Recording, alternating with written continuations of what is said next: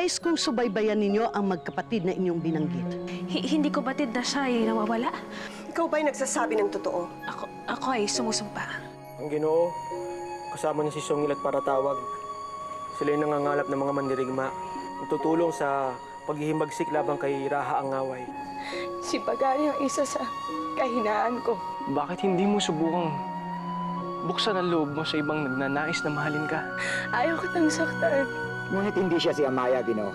Nakatitiya kami sapagkat hindi sinasadyang nasilaya namin ang kanyang mukha. Nahiwatigan namin na ikaw ay iniibig pa rin ang aming Ginoo. Bakit hindi ka magpakilala sa kanya? Nang sa gayon ay magkaliwanagan kayo. Hindi maaaring magpakilala si Amaya sa inyong Ginoo. Mawawala na ang inyong suliranin. Aida, batid kong kilala mo ang may dala ng balaraw na ito. Sino nagpadala sa'yo? Si Paragayin. Nais ko sanang isoli mo to sa kanya bilang pasasalamat sa kanyang di inaasahang pagdalaw sa akin kanina.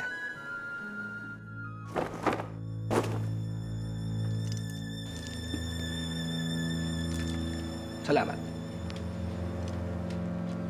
Dala.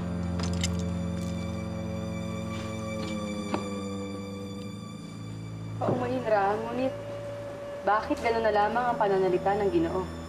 Paumanhin.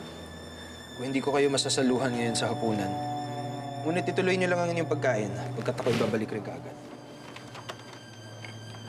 Paragahin, batid ko na ikaw ay meron din dapat puntahan, kaya't makakaalis ka na. Ngayon din, Raha.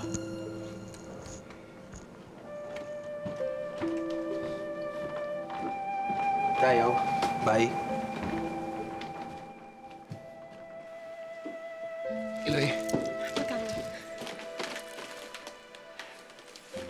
Batid mo bang nakatakas na sila Mitan? narinig ko. Ngayon lamang. Ngunit hindi to ang aking sadya rito. Ano kung ganun? Nasaan ang iyong kapatid? Maayos ba kayo ni Banok? Maayos si Banok. Siya ay ligtas, ngunit hindi ko masasabi na gayon din ang aking lagay. Anong ibig mong sabihin? Oo nga, Pagani. Anong ibig mong sabihin na hindi nga ligtas ang iyong buhay? Tila meron silang pinag-uusapan na hindi natin maunawaan. Hayaan mong alamin ko ang lahat.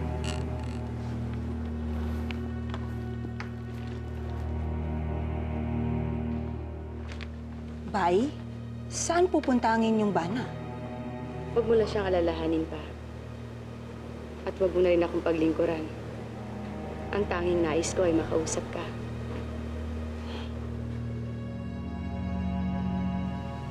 Batid kong kapunuan na higit sa lahat. Kayo ang makakaalam ng katotohanan na aking mga sinambit. Ngunit hindi ko pa rin maunawaan kung bakit mo sinabi na hindi ligtas ang iyong buhay. Bilang anak ng aking asawa, walang sino mang magtatangka ng masama laban sa'yo. Maliban na lang kung meron kang lihim na kaaway dito sa ating puot. Isang ang lihim na kaaway ang nasa likod ng mandirigmang nagtangka sa aking buhay. Ngunit hindi ko na kinakailangan kilalanin pa kung sino ito sapagkat nakakatiyak ako kung sino ang aking lihim na kaaway.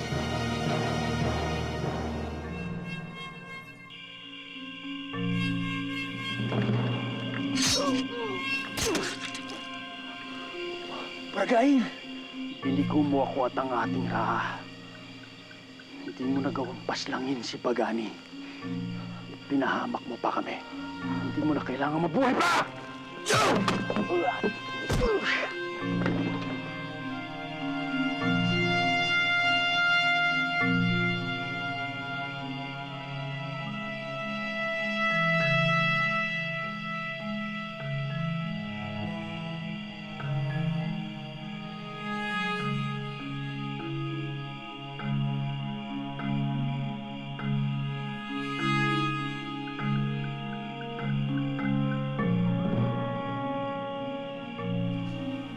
Kung totoo nga ang iyong mga tinuran na ikay meron lihim na kaaway dito sa ating puod,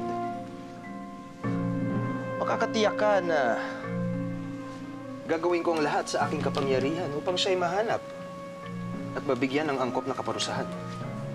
Dagang salamat, kapunuan, sa iyong pag-aalala. Ngunit hindi ako nananalig na matutulungan mo ako sa paghahanap sa aking kaaway.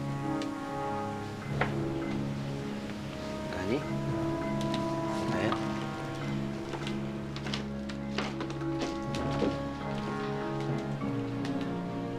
Si Angaway.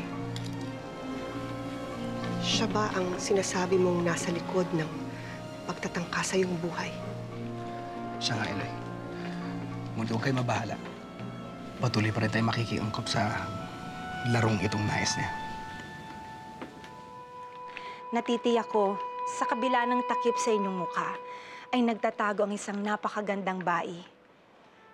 Kahit nais kong masilayan ang inyong mukha, ay ginagalang ko na lamang ang inyong paniniwala. Kaya't ako'y nagkakasya na lamang sa katuwaang nararamdaman, pagkat ninais niyong makaharap ako kahit ako'y isang hayahay lamang. Sa sandaling dumating ang tamang panahon, ikaw ang una makakakita sa akin. Sapagkat hindi hayahay ang turing ko sa'yo. Ako'y lubos na nagagalak sa inyong tinuran, bae. Daghang salamat.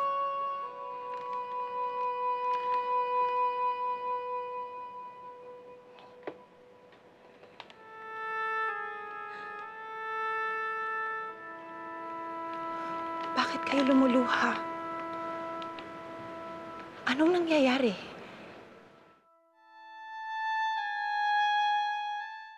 Hindi niyo ba naibigan ang aking ginawa? Paumanhin. Sandali lang. Hindi ko minasama ang iyong ginawa. Naalala ko lamang ang aking Iloy. Malamang ay nasasabi kayong makita siyang muli, pagkat kayo ay malayo sa isa't isa. Tama ang iyong tinuran. Sabik na akong mahagka ng aking Iloy. Huwag kayong mag-alala. Pagkat sa unang saglit na kayo'y makabalik sa inyong banwa, ay magkikita kayong muli ng iyong Iloy. Bayo Salima. Ako'y humihingi ng paumanhin pagkat hindi ako makakasalo ngayong gabi dito sa Piging. Meron akong kinakailangang harapin na suliranin. Hindi mo na kailangang humingi pa ng paumanhin, sapagkat ako'y lilisan na rin. Kung sa gayon, maraming salamat at pinunlakan mo ang aking paanyaya dito sa aking balay. Magandang gabi, Salima. Magandang gabi.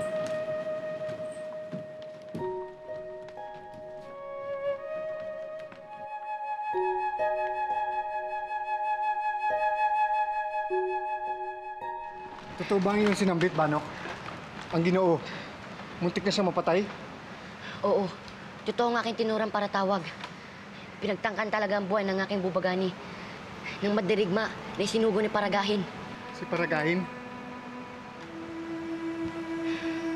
Hindi yun kikilos ng walang utos ni Angaway. Hindi kaya't may kinalaman ang Raha ukol rito? Nag-aalala ako sa iyong kapatid, Banok. Maging ako man ay nag-aalala rin sa kanya. Pagkat batid ko, na nais talaga ng Raha na mapatay ang aking kapatid.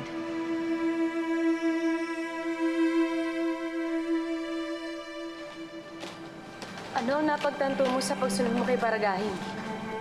Tiyak na ikagugulat mo ito, Amaya.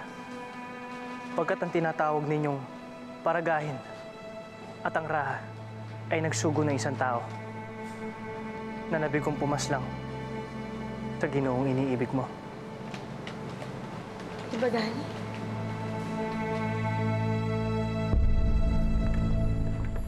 Kapunuan. Anong nangyari? Wala na kayong dapat ipag-alala pa. Pagkat napatahimik ko na ang mandirigmang aking inutos. Nangako ka sa akin na ikaw ay magiging maingat sa mga hakbanging gagawin mo. Ngunit naligtasan ka ni Pagani. Ngayon batid ko na alam na niya na ako ang may pakana sa pagtatangka sa kanyang buhay. Anong magandang parusang pwedeng ibigay sa'yo? Patawad, Raha. Hindi ko inaasahang makakatakas siya. Bigyan niyo pa ako ng isang pagkakataon upang maituwid ko ang aking pagkakamali.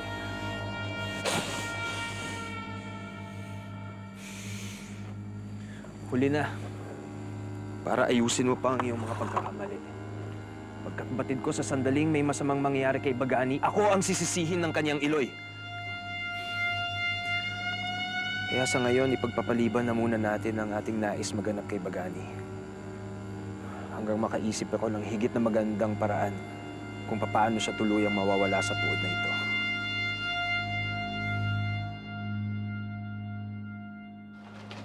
Bye. Paratawang, nais kong malaman kung totoong minagtangkas sa buhay ni Bagani. Totoo yun, Amaya. At tiyak kong si Angaway ang nasa likod ng pagtatangkang iyon. Si Angaway. Kaya pala ganun na lamang ang kanyang kinilos na makita niyang buhay pa si Bagani. Nasa panganib ang buhay ng Ginoo, Amaya. Kaya nais namin isagawa ang paghimagsik laban sa Raha.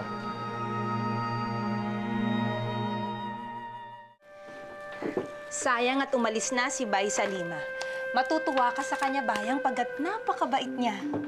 Sayang nga at hindi ko na siya nakilala. Natitiyak kung tulad niyo ay maiibigan ko rin siya.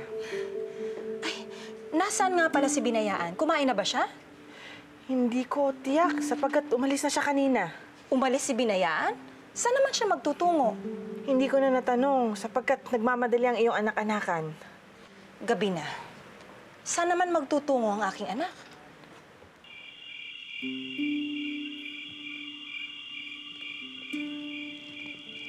Bae. Binayaan. Mabutit nagbalik ka. Nagbalik ako upang ipaalam sa inyo na kayo'y pinaghahanap na ng mga mandirigma ni Angaway. Kaya't iba yung pag-iingatan niyong kailangan. Pagkat ayokong mahuli kayo at maparusahan.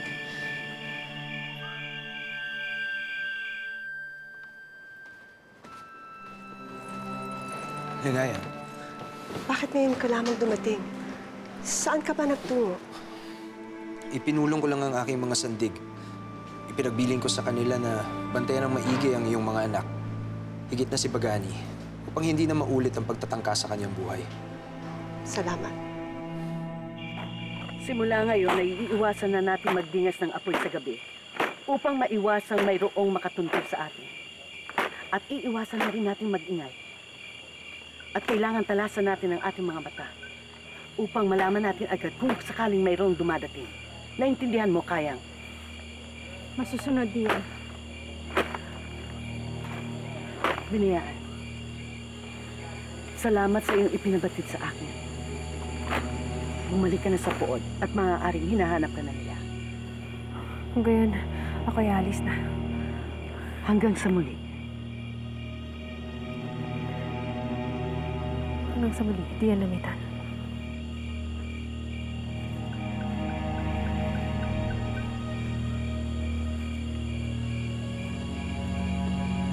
Tunay nga naman na hindi talaga kayo matitiis ng inyong anak. Kahit nasabihin pang malayo pa rin ang loob niya sa inyo. Batid ko yan, Kayang. Alam ko hindi ako matitiis ng aking anak na si Binayaan. Kaya't hindi ako natatakot kahit mahuli ako ng mga mandirigma ni Angaway at Lingayan. Sapagkat kahit na anong mangyari, alam kong ililigtas ako ng aking anak.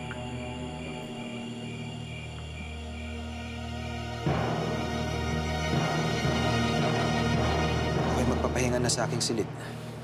Magandang gabi, Lingayan. Hinihiling ko sa aking bana na sa aking silid magpalipas ngayong gabi kung ito ay kanyang mamarapati.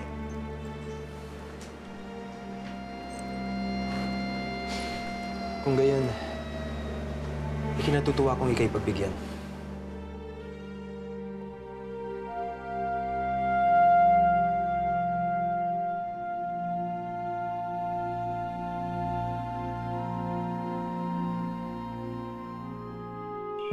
Talasan mo ang iyong mga mata, Kayang. Hindi tayo maaaring magpahinga. Sapagkat ayokong may makatuntun sa atin dito.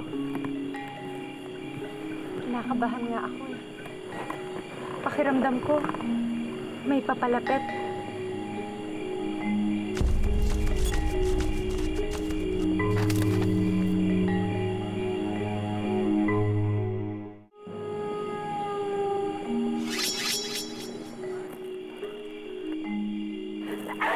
Huwag yan!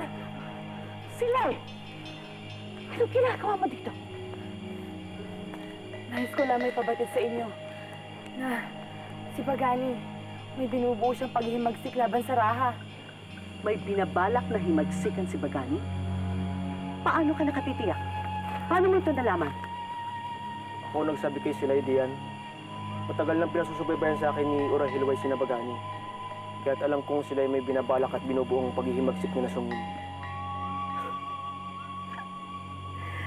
Salamat sa iyong mga ipinabatid sa akin, Apo. Ako'y tunay na nagagalak. Sapagkat kinakasihan pa rin ako ng napakagandang kapalaran. Ngayon, tingnan ko lamang kung magagawa pa akong parusahan ni Lingayan sa mga nalalaman kong ito.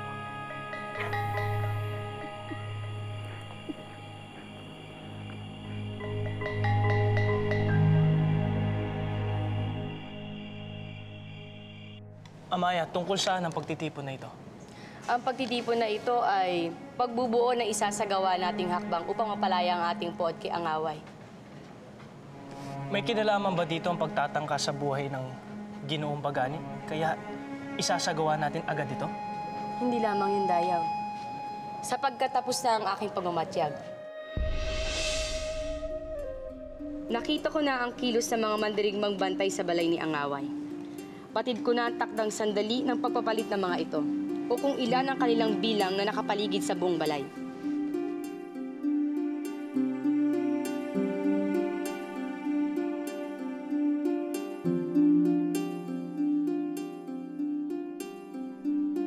Napag-aralan ko na rin ang gawin ng mga bantay sa dagat. Sila ang unang makakaalam sa bawat lumisan at dumarating sa pod na ito. Wala ka dapat ikabahala. Kilala ko mga yan. Mga mangalaka lamang na nagdaraan.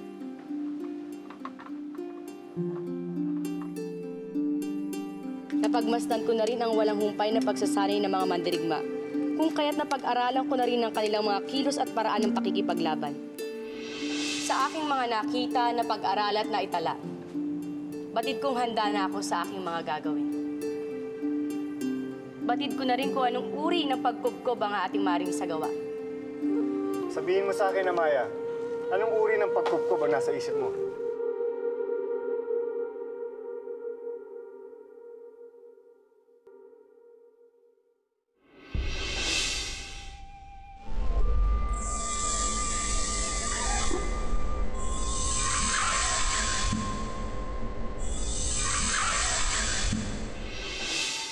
Alonsina, batid mo ba kung saan nagtungo si Binayaan? Hindi dadadalang. Ngunit, huwag mo na siyang alalahanin. Ang alalahanin mo, si Umbo Amaya. Si Amaya ang aking anak? At bakit? Pagkat totoo ang iyong panaginip, buhay pa nga si Umbo Amaya. Paano ka nakatitiyak? Si Bai Salima. Mahinahala ako kung bakit nakatakip ang kanyang muka. Pagkat siya si Umbo Amaya. Nagbibiro ka ba, Alonsina? Hindi ako nagbibiro, dadadalang. Malakas ang kutob ko na siya si Umbo Amaya. Pagkat narinig ko ang huni ng isang ahas, ang ungol ng kanyang umalagad. Natitiyak mo ba ito, Alonsina? Ang kapangyarihang makarinig ng kakaiba at pambihira ay matagal ko ng pagmamay-ari. Batid ito ng mga babaylan. Kaya maniwala ka sa akin, dadadalang, na si Bai Salima ay si Umbo Amaya.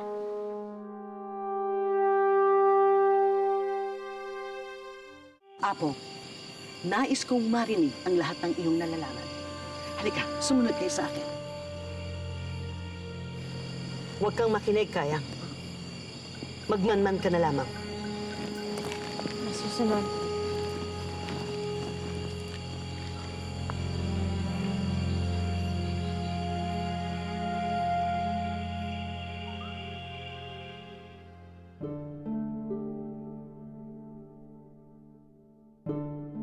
Si Bai Salima. Mahinahala ako kung bakit nakatakip ang kanyang muka. Pagkat siya si Umbo Amaya. Nagbibiro ka ba, Alonsina? Hindi ako nagbibiro, dadadalang. Malakas ang kutob ko na siya si Umbo Amaya. Pagkat narinig ko ang huni ng isang ahas, ang ungol ng kanyang umalagad. Tama nga kaya ang kutob ni Alonsina na si Bai Salima nga si Amaya.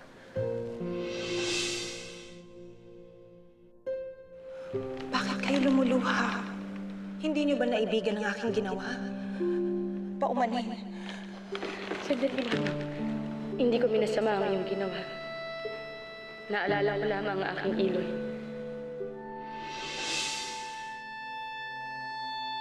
Iloy, malalim ng gabi. Ano't ikaw ay gising pa? Pagkat may bumabagabag sa aking isipan. Ano yun? Ayoko munang sabihin ito sa'yo hanggat hindi ako lubusang nakatitiyak. Ikaw, bakit ngayon ka lang? Malalim na ang gabi. Saan ka ba nagtungo? Huwag na muna kayo magtanong, Iloy. Ang mabuti pa ay magpahinga na lamang kayo. Tayo na sa loob.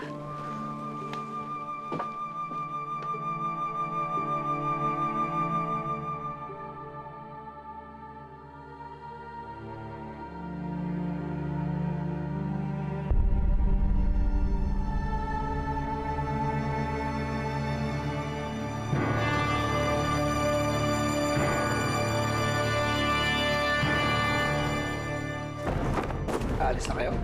Lilisanin niyo na ang aming pot? Naway magliligtas ka hanggang sa kami magbalik. At sa pagkakataong yun, nakikilala mo na ako ng lubos. Paano ba eh? Hindi sila maaaring umalis. Tayo na, Dada. Kailangan natin silang habulin. Magtungo ka sa balay na kinaroroonan ng aking mga anak. Ipagkaloob mo yan kay Bagani. Sikapin mo walang makaalam nito. Magtapat ka, Hayahay. Anong pinag-usapan niyo ng harap? Pinababantayan na siya ng Raha sa kanyang sandig. Hindi na siya maaaring lumabas ng balay nang walang bantay. Marahil may nangyaring hindi maganda. Marahil siya nagpadala ng kalatas upang tayo balaan. Hindi tayo nakatitiyak na si Bagani ay hindi nagbabalak ng anumang masama laban sa iyo. Natatakot ako sa kanyang lagay. Nais ko nang isagawa at buuin ang himagsikan sa lalong madaling panahon. May nabuo na kaming paraan upang isagawa ang iyong binabanggit, Ginoo. At ating isasagawa ito sa nalalapit na pagbilog ng buwan. Sandali lamang. Anong kailangan mo sa akin? May kahilingan lamang ako sa inyo kung inyong mamarapati. At ano naman ang inyong kahilingan? Nais kong makita ang iyong mukha, Bay Salima. Nais kong mapatunayan kung ikaw nga ba o hindi ikaw ang aking anak.